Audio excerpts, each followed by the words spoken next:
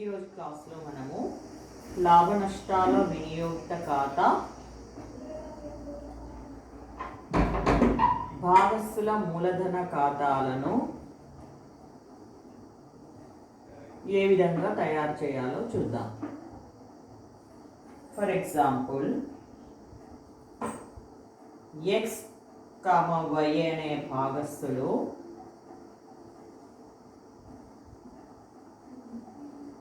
3:2 నిష్పత్తిలో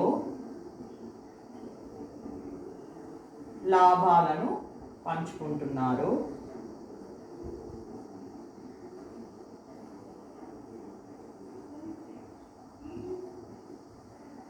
వారి మూలధనాలు వరుసగా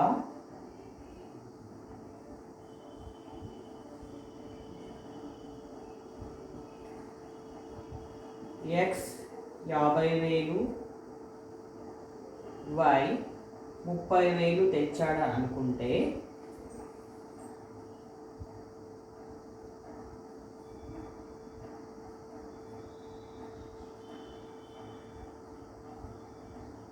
ఎక్స్ సొంత వాడకాలు 1,000 రూపాయలు, వై సొంత వాడకాలు 500, మూలధనాలపై వడ్డీ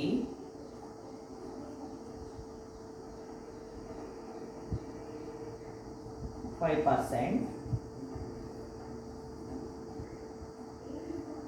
సొంత వాడకాలపై వడ్డీ ఇంట్రెస్ట్ ఆన్ డ్రాయింగ్స్ 2%,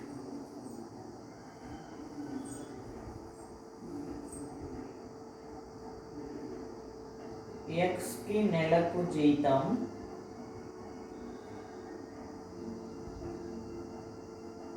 500,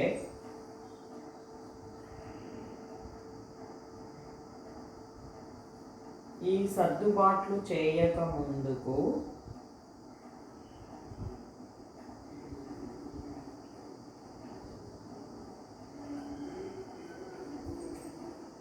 లాభాలపై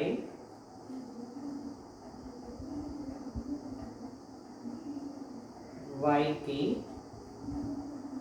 2% కమిషన్ ఇవ్వాలి.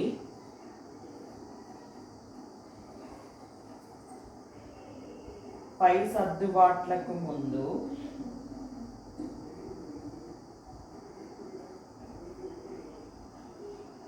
సంస్థ లాభం 60,000 అనుకుంటే అప్పుడు లాభ నష్టాల వినియోగిత ఖాతా ఏ విధంగా తయారు చేయాలి, భాగస్థుల మూలధన ఖాతాలు స్థిర మూలధన పద్ధతిలో, అస్థిర మూలధన పద్ధతిలో ఏ విధంగా తయారు చేయాలనేది ఇప్పుడు చూద్దాం.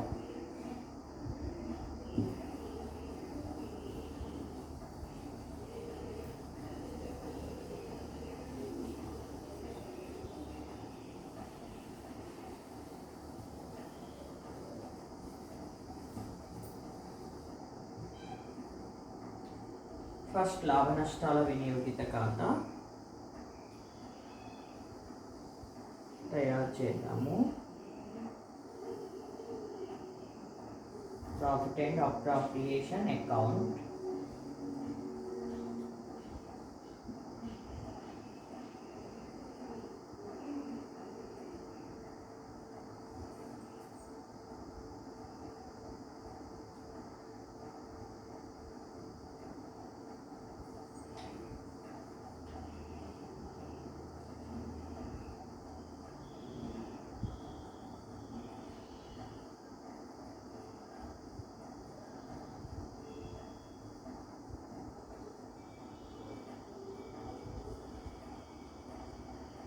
సో సర్దుబాట్లకు ముందు నికర లాభం 60,000,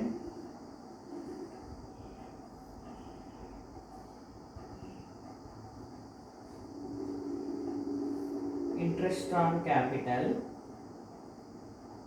భాగస్థుల మూలధనాలపై వడ్డీ అనేది సంస్థకి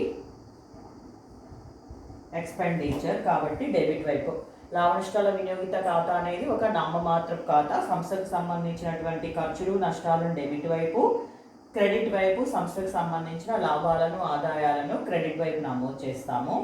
సో ఎక్స్ క్యాపిటల్ 50,000, మూలధనాలపై వడ్డీ 5% అనుకున్నాము. సో సంవత్సరానికి 2,500, లేదా ఇద్దరివి కూడా సపరేట్గా ఇన్నర్ కాలంలో వేసుకొని కూడి అవుటర్ కాలంలో వేయచ్చు. Y capital 30,000, 1,500, total interest 4,000. Next X జీతం, భాగస్లకు ఇవ్వాల్సినటువంటి జీతాలు, వేతనాలు, కమిషన్ అవన్నీ కూడా సంస్థకి ఎక్స్పెండిచర్ కాబట్టి డెబిట్ వైపు వస్తాయి. నెలకు 500 అన్నాడు, మంత్లీ 500, 12 months 6,000. వై జీతం, వై కమిషన్, సర్దుబాట్లకు ముందున్న లాభంపై 2%, 60,000 into 2%, 1,200. నెక్స్ట్ భాగస్థుల సొంత వాడకాలపై వడ్డీ. సొంత వాడకాలపై వడ్డీ అనేది సంస్థకి ఆదాయం కాబట్టి క్రెడిట్ వైపు చూపాలి. ఎక్స్ సొంత వాడకాలు 1,000,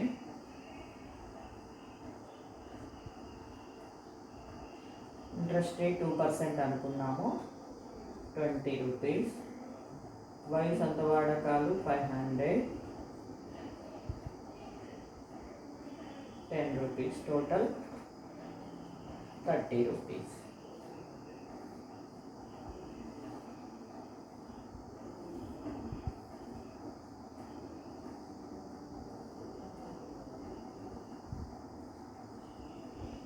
డెబిట్ ఎక్కువ ఉందా, క్రెడిట్ ఎక్కువ ఉందా చూసుకొని ఎక్కువగా ఉన్నాయి బ్యాలెన్స్ని డెబిట్ వైపు, క్రెడిట్ వైపు వేస్తాము.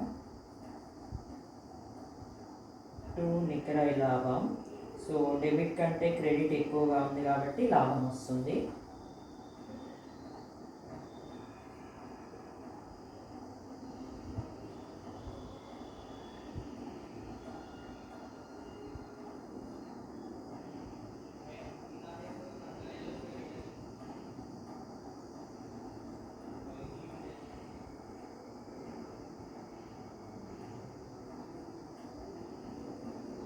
$40,830. సో దీన్ని ఎక్స్ ఫస్ట్ స్థిర మూలధన ఖాతాకు అనుకుంటే కరెంట్ ఖాతాకు మళ్ళీ ఇస్తాము. ఎక్స్ కరెంట్ ఖాతాకు బదిలీ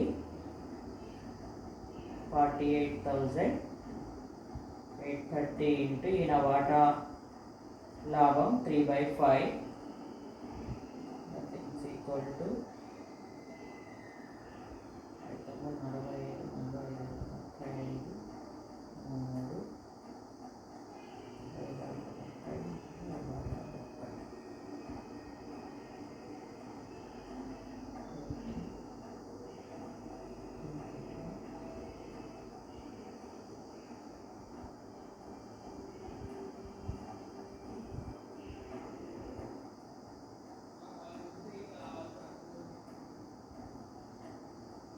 29,298. Y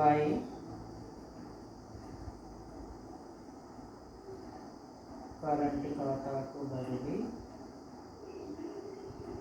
48,830 into 2/5.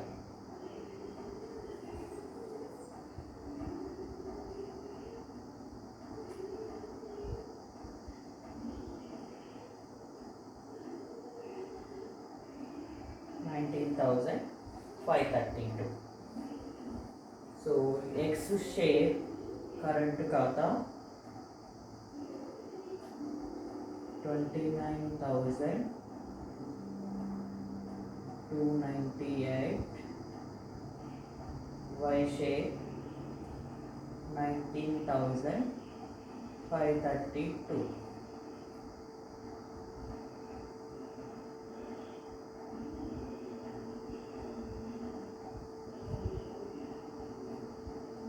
టోటల్ 48,830. సో ఈ విధంగా లాభ నష్టాల వినియోగిత ఖాతా తయారు చేసిన తర్వాత ఇప్పుడు రెండు పద్ధతుల్లో భాగస్థుల మూలధన ఖాతాలు తయారు చేద్దాం.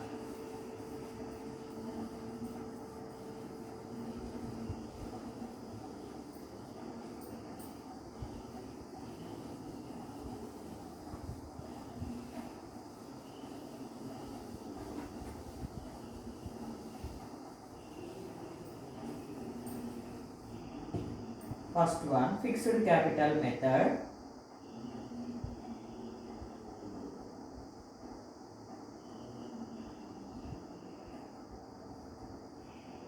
Fixed capital method. సో దీంట్లో భాగస్థులు ఇద్దరు కూడా మూలధనం పెరగకుండా తగ్గకుండా ఉండాలని అనుకుంటున్నారు కాబట్టి మూలధనం స్థిరంగా ఉంటుంది. సో మూలధన పెంచే అంశాలు తగ్గించే అంశాలని సపరేట్గా మనము చూపించాల్సి ఉంటుంది. అది దానికోసం ప్రత్యేకంగా కరెంట్ ఖాతా తయారు చేయాలి.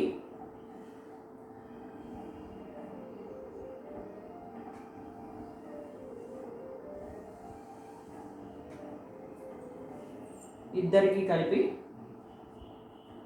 భాగస్థుల మూలధన ఖాతాలు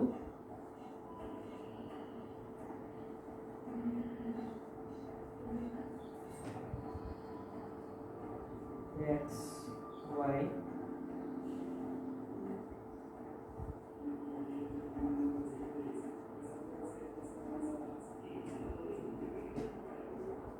X, Y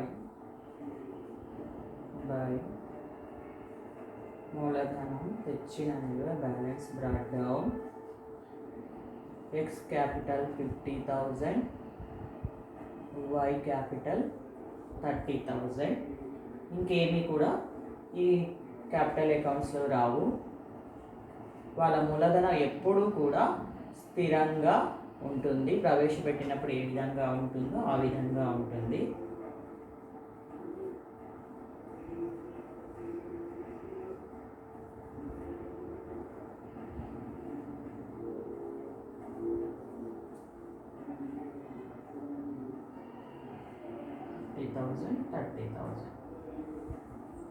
సో ఇప్పుడు భాగస్థుల కరెంట్ ఖాతాలు.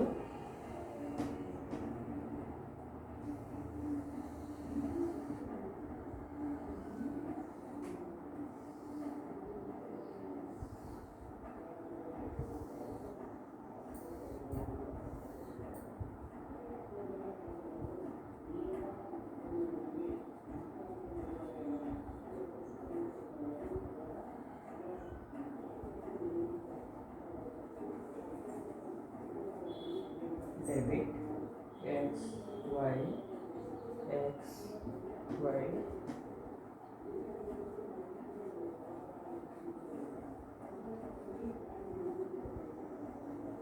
భాగస్థుల మూలధనాన్ని పెంచే అంశాలను క్రెడిట్ వైపు, తగ్గించే అంశాలని డెబిట్ వైపు చూపిస్తాము. సో పెంచే అంశాల్లో మూలధనాలపై వడ్డీ, ఇంట్రెస్ట్ ఆన్ క్యాపిటల్,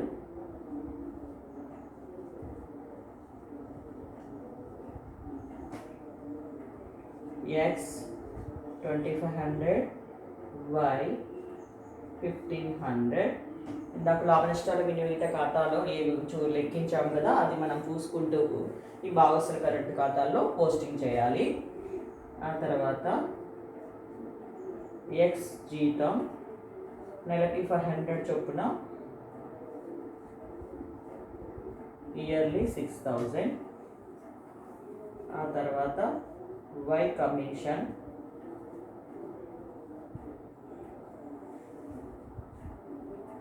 సర్దుబాట్లకు ముందు ఉన్న లాభంపై 2%, 1200. అదేవిధంగా లాభ నష్టాల వినియోగిత ఖాతాలో ఇంతకు ముందుకు వచ్చినటువంటి లాభాన్ని కూడా క్రెడిట్ వైపు చూపాలి. బై నికర లాభం ఎక్స్ షేర్ 29,298, వై షేర్ 19,532. మన దగ్గర లాభ నష్టాల వినియోగిత ఖాతా ఉంటుంది, దాన్ని చూసుకుంటూ పోస్టింగ్ చేయాలి. డ్రాయింగ్స్ భాగస్ల మూలధనాన్ని తగ్గించే అంశాలలో డ్రాయింగ్స్ ఒకటి. Interest on drawings X 1000, Y 500. to interest on drawings,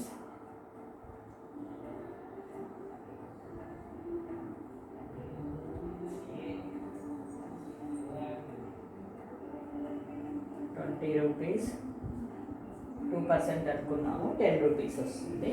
so ఈ విధంగా భాగస్సుల మూలధనాల్ని పెంచే అంశాలు క్రెడిట్ వైపున, తగ్గించే అంశాలు డెబిట్ వైపున తీసుకొని ఇప్పుడు మనము నిల్వ తీర్చాలి.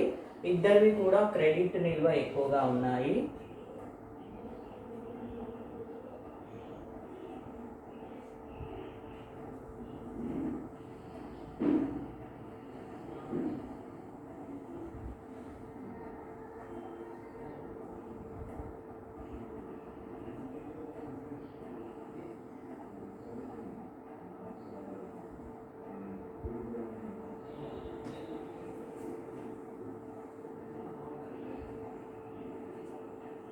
$37,798.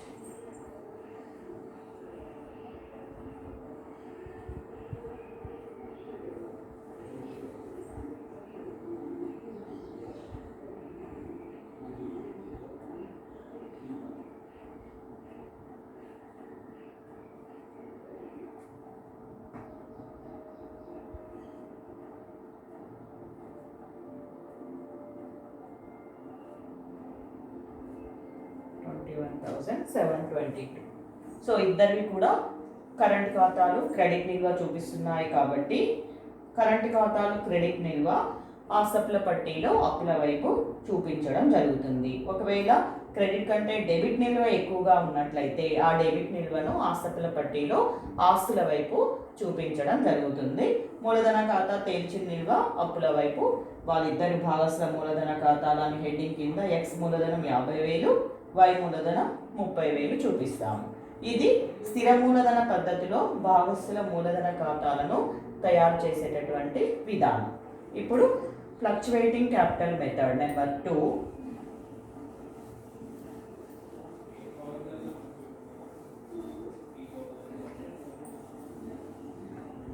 అస్థిర మూలధన ఖాతాల పద్ధతిలో భాగస్థుల మూలధనాలను ఏ విధంగా తయారు చేయాలనేది చూద్దాము.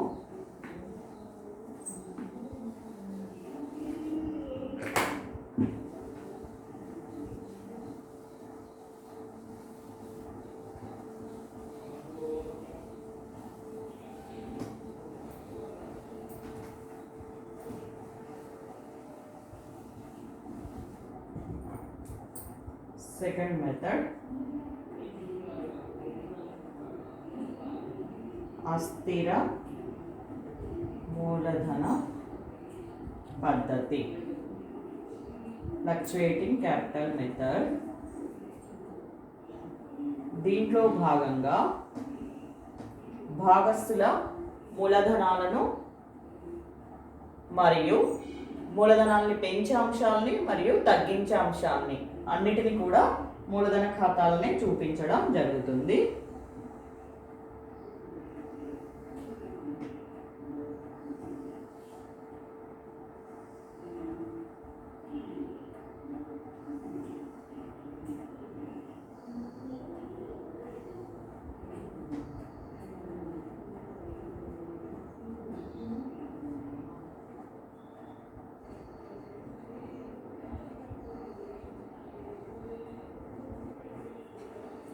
ఇద్దరికి కలిపి ఒకటే తయారు చేసినట్లయితే మనకి ఈజీగా టైం కన్జ్యూమ్ కాకుండా అయిపోతుంది. వేరువేరుగా కూడా తయారు చేయొచ్చు, కానీ టైం పడుతుంది. ఇద్దరికి కలిపైన తయారు చేయొచ్చు, వేరువేరుగా అయినా తయారు చేయొచ్చు. ఫస్ట్ భాగస్థుల మూలధనాలు తెచ్చిన నిల్వ by balance brought down. X 50,000 y 30,000. భాగస్థుల మూలధనాలు పెంచే అంశాలని క్రెడిట్ వైపు, దాంట్లో first interest and capital.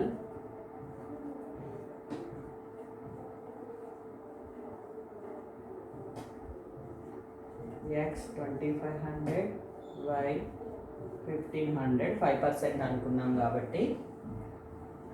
Next ఎక్స్కి జీతం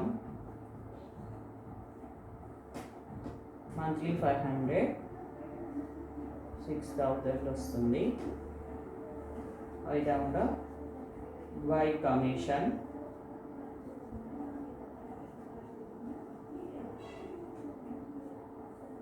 లాభాలపై 2% అనుకున్నాము. 60,000 మీద 2%, 1200. ఆ తర్వాత లాభ నష్టాల వినియోగిత ఖాతా ద్వారా లాభం. సో ఎక్స్కి మన దగ్గర లాభ నష్టాల వినియోగిత ఖాతా ఉంటుంది, చూసుకుంటూ రాయాలి. 29,298, 19,532. ఆ తర్వాత భాగస్థుల మూలధనాన్ని తగ్గించే అంశాలు డ్రాయింగ్స్.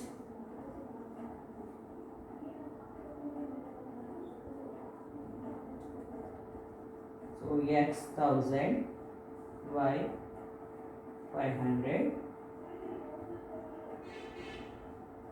ఆ తర్వాత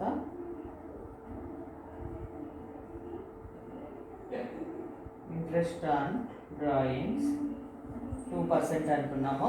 1000 మీద 2%, 20 రూపీస్. 500 మీద 2%, 10 రూపీస్.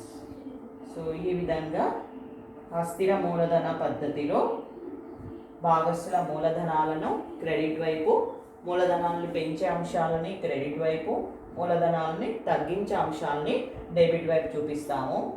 ఒకవేళ మూలధనాలను ఇంకా అదనంగా ఇక్కడ డెబిట్ వైపు ఏమొస్తుంది అని చూసినట్లయితే, లాభ నష్టాల వినియోగిత ఖాతాలో కనుక నికర లాభం రాకుండా నికర నష్టం వచ్చినట్లయితే అప్పుడు నికర నష్టాన్ని డెబిట్ వైపు చూపించడం జరుగుతుంది.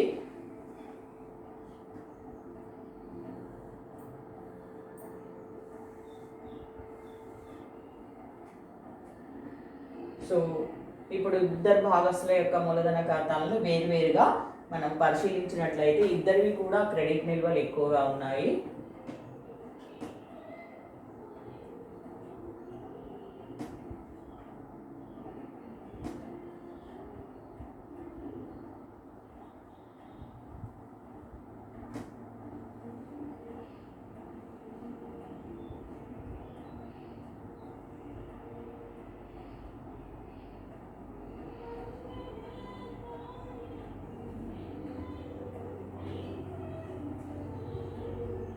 సో రెండు వైపులా సమానంగా రాయాలి.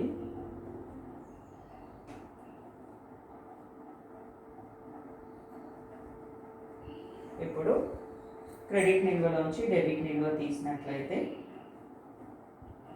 భాగస్థుల మూలధనాల యొక్క తేల్చిన నిల్వ వస్తుంది.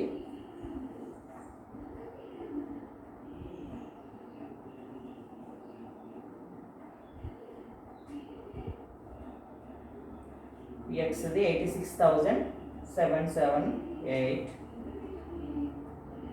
అదేవిధంగా వైది కూడా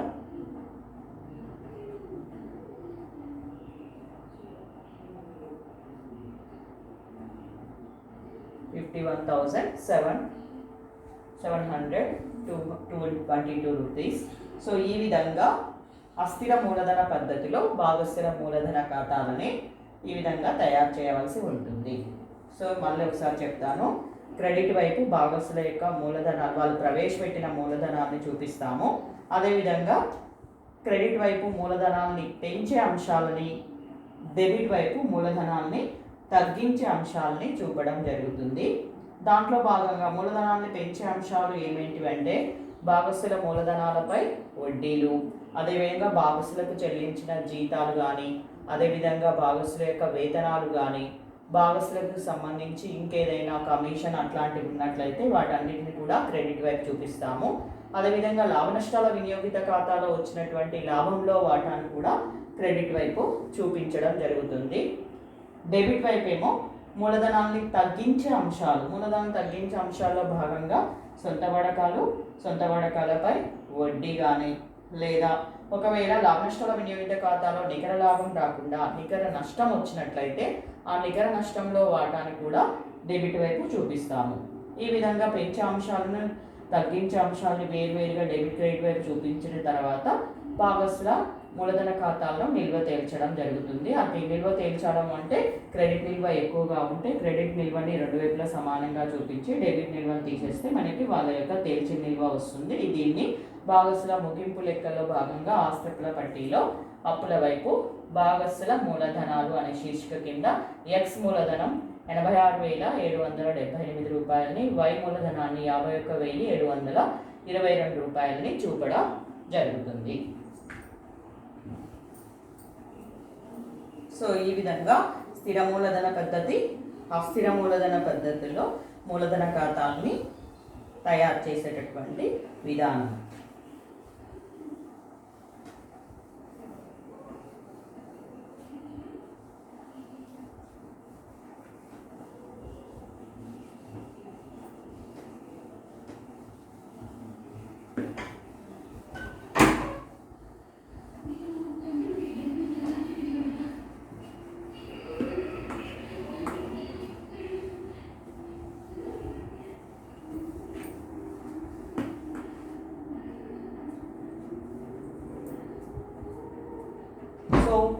భాగస్థుని ప్రవేశం సందర్భంలో లాభ నష్టాల నిష్పత్తి మార్పుల గురించి తెలుసుకున్నాము. అదేవిధంగా భాగస్థుల మూలధన ఖాతాలను మరి ఏ విధంగా తయారు చేస్తామో తెలుసుకున్నాము.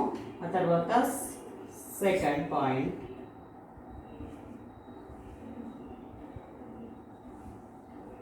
ఆస్తి అప్పుల పునర్మూల్యాంకనము.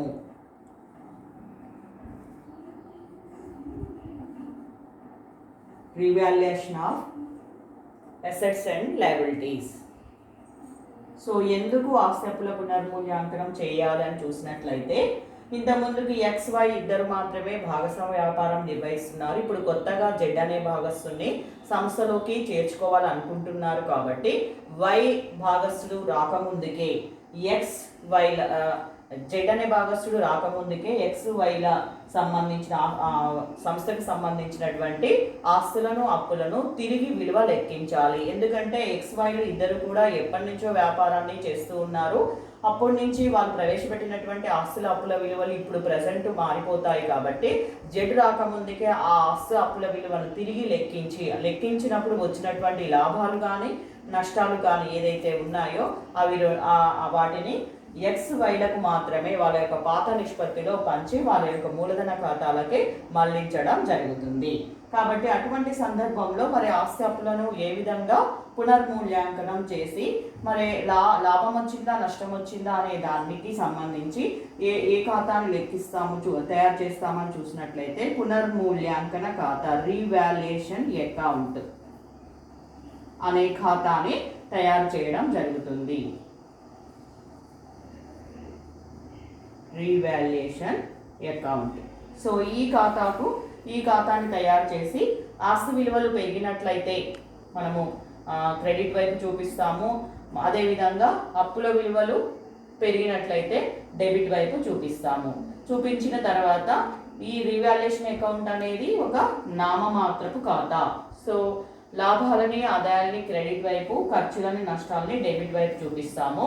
కాబట్టి ఆస్తుల విలువలో పెరుగుదల ఎక్కువగా ఉన్నట్లయితే లాభంగా భావించి, అప్పుల విలువలో పెరుగుదల తక్కువగా ఉన్నట్లయితే ఆస్తుల విలువల పెరుగుదలలోంచి అప్పుల విలువల పెరుగుదలను తీసివేసినట్లయితే మనకి ఏమొస్తుంది? లాభం వస్తుంది.